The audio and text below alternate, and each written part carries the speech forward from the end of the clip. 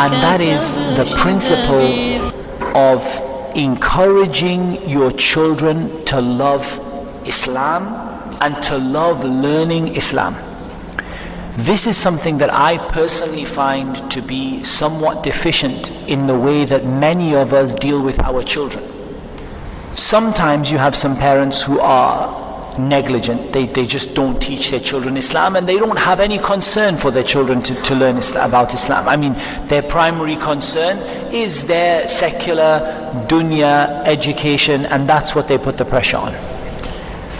But you see some other parents who put so much pressure on their children that they push their children away from Islam by putting enormous and unnecessary pressure upon their children when it comes to learning Islam. You have to make people love Islam and want to study Islam.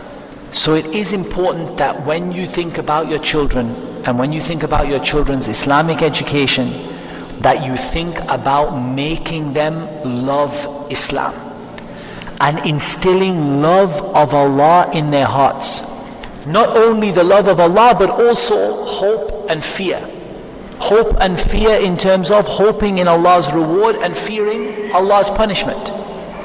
And that's what we want to do with our children. We want to be a sabab, a cause for the love of Iman to enter into their hearts. Now some of that is to do with reward and punishment.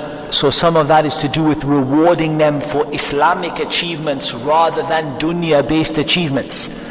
Because when you do this, you are setting the standard that Islam is what matters. Yes, I'm worried about your education, I want you to do well, but what really matters to me is Islam. That's why your success in your Islamic studies, I'm going to reward it many times more than I reward your success, for example, in your secular studies.